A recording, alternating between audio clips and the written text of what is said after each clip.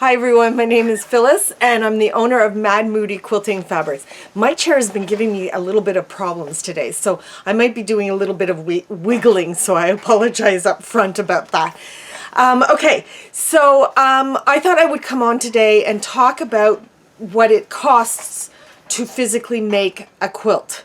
In the last couple of months I've seen posts on Facebook and videos on TikTok and on YouTube talking about what it costs and all the steps and what it costs to physically make a quilt for somebody or for yourself. But they're always, up to now, I've only seen them in US dollars.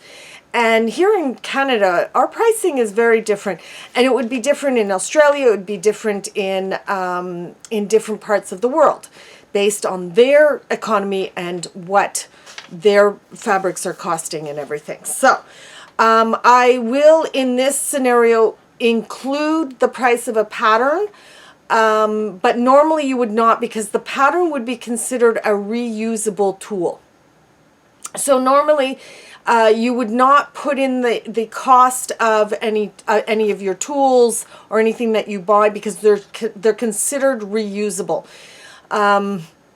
So if you end up buying a specialty ruler to make a pattern for somebody that you're selling the quilt for, you cannot put that price, because that ruler can be reused. And if you do put the price, it doesn't belong to you. You've charged them for, you can't keep it. You have to, like, that's how I feel. That's how I work. All right. I do a lot of embroidery work for people, and they come to me with a facsimile on paper, and I send the picture off to a digitizer, because I don't know how to digitalize embroidery work, and I send that off and they charge. I get that money back because I hand the files over to my client. So if they choose to come back to me, I already have the files, but if they choose to go somewhere else, they've already paid to have those files digitized, and they belong to them because I've charged them for the full price. All right, so let's get to it. I am using this pattern as my jumping point. It's called Shimmer, and it's from Cluck Cluck Sew. Love these people's patterns. They're really great. They have multiple sizes within the pattern. Now this is a pattern that is a little more detailed, so this would take quite a bit of time, but I wanted to price it based on a certain size. The block size is 14 inches, it says here. Then they have baby, throw, twin, queen, and king. Now I'm doing all my prices based on a queen. This is a fat quarter friendly pattern. And no templates or Y seams. So right away, that, by the fact that they're saying no templates and wide seams are necessary, that gives me, especially with the Y seams, because when you look at that pattern, you're thinking, oh my God, there's going to be Y seams. But they've done it in a way that there's no Y seams. So it would probably be the techniques that you would use to be able to put these blocks together are probably pretty standard. Maybe not quite beginner techniques, but somewhere between beginner and intermediate techniques. I have not looked at the pattern. I don't know, but I will put the link down below. So this is my jumping off point. And so we will put the price of the pattern in, which is selling at the moment for $14.20. That says for the queen size, so I'm doing everything based on the queen size. I need to have 49 fat quarters. I've done an average. In my store, I have fabrics as high as $22.85 and as low as $10.10 per meter. And everything's in meters. So fat quarters, we need 49. I've averaged it to about 4.75, because most of the higher designer fabrics are anywhere between 1780 to 22 $85. Okay, so I've averaged based on about a $19 a meter fabric. Okay, so fat quarters are approximately $4.75, and you need 49. That's $232.75.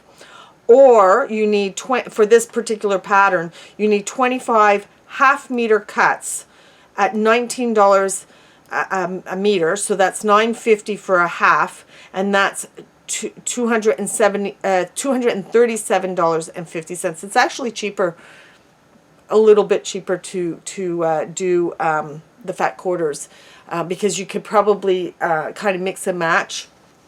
And this particular pattern is quite scrappy too, right? Background, you need 4.15 meters. My background fabrics, the whites, the off-whites, they're a little cheaper than some of the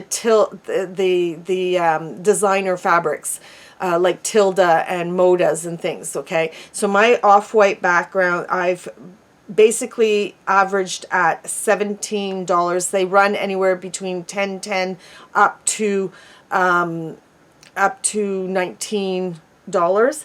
I've decided to average it to $17 because the 10 are a little bit well, first of all, they're off-white, the ones I have right now, and they're hard to get. So chances are you're going to end up getting more of an average and more of a standard pricing. So I've averaged it at $17 per meter. You need 4.15 meters, and that's $70.55. You need 1 meter for this quilt. You need 1 meter for binding, so that's $19.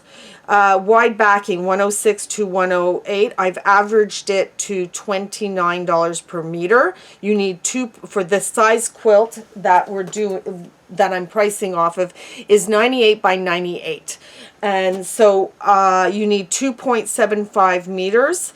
And I'm really calculating the quantity of fabric that you would need almost down to the wire. Okay, so that's $79.75. Thread, you would need about, depending on what you buy, I'm averaging about $19.25 for a large spool, like a fairly large spool. Okay, and I use Aurifil, so I've priced it based on that pricing. Okay, batting, I'm taking the cheapest batting that you can physically get, that is still has cotton in it, not the poly puff, because I don't like polyester. So the cheapest one is 80-20. So it's 80% cotton, 20% polyester. This quilt would need at least 120 wide, because the 96 won't cut it, because the finished quilt is 98. So you have to buy the wider batting, and that's about $19, give or take, per meter, and you need 2.75 meters of that. That's $52.25. If you want 100% cotton, you're looking at a price of $23.50 at the moment, and it's, when I reorder, it's probably going to be more than that. So it's averaging at $23.50. So 2.75, that's $64.63. All right, and if you go in with wool or whatever, it goes up. Okay, so those are the two common battings that we would go for. Okay, the quilting of it, an average of $3.75 per square foot for a 98 by 98 size quilt. We're looking at $250.10 before tax. Everything is before tax, by the way. So just for the physical quilting, unless you're, and if, when I do it for somebody, like if I'm being given a commission, I go through all this pricing, and then what I do is I put in the quilting, because I physically quilt them for them, and I price it based on putting the binding on with the gamel. I do another pricing for that. But just for the quilting, because if you're doing it and you don't have a quilting machine, you have to pay somebody to do that, and it's approximately $250.10 for an edge to edge, not even custom. This is just an all over design. So just for all the fabric, your pattern, and the physical cost of having somebody quilt it for you is $737.85. For labor, I figure about 14 days, if back to back, 8-hour days or 5-hour days. I calculate it on 5-hour days. It's 70 hours, and that's I like to be paid a certain amount. So that comes up to $1,750. And then if you take the 737.85 and add it to the 1,750 for the labor, you're looking at 2,487.85 Canadian, and before tax. And here in Canada, each province has a different tax bracket. So in Quebec, it's a little higher than, let's say, Ontario. So that is the breakdown.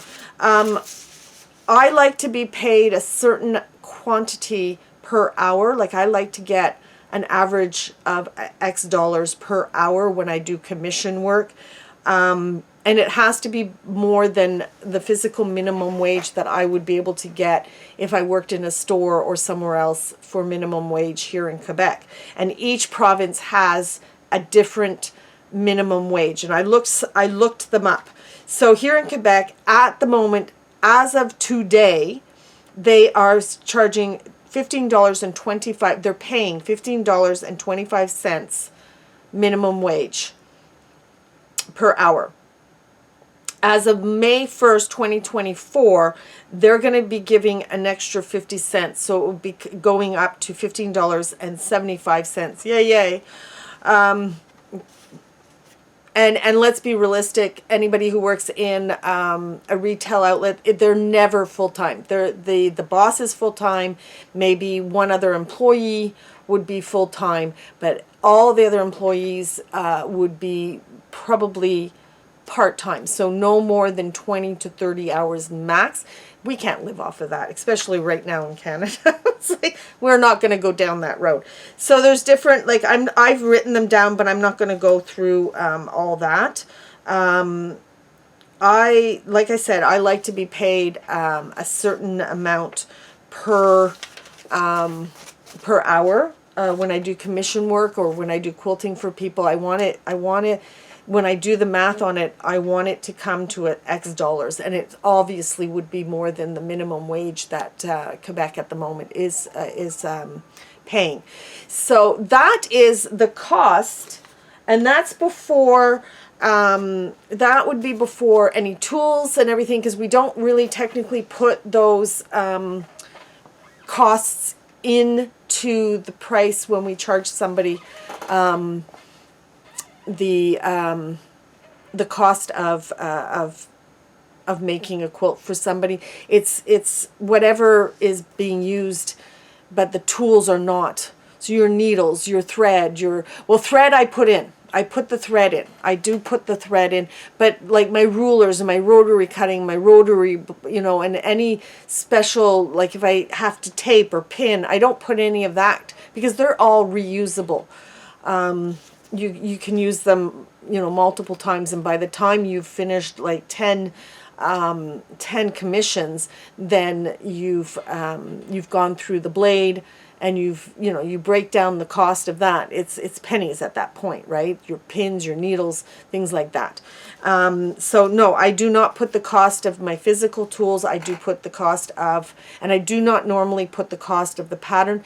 90% of the time I'm designing the pattern, so I don't have to pay for a pattern to use for a client's quilt.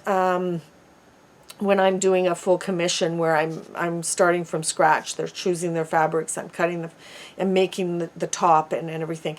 I don't put the cost of the pattern. 90% of the time I'm actually designing the quilt top for them based on their needs and wants, and then I go from from there. And it's all about the cost of the fabrics and stuff like, and all the physical materials that I have to use. I do not put, like I said before, I do not put the cost of my rotary blades or my rotary cutter or my rulers.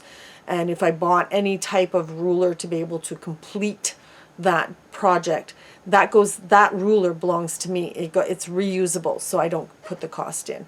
So that is it, and I hope this gives some people an idea of why quilts are quite pricey, and but it's a beautiful hobby. It's a lot of fun, and you can make some beautiful gifts. You can make quilts for your top. I prefer teaching somebody how to quilt before I would then make them a quilt. I think they'd, if they want to learn to quilt, I'm willing to teach them. That's what I like to do. So that's it for today, and we'll see you on the next share day. Bye!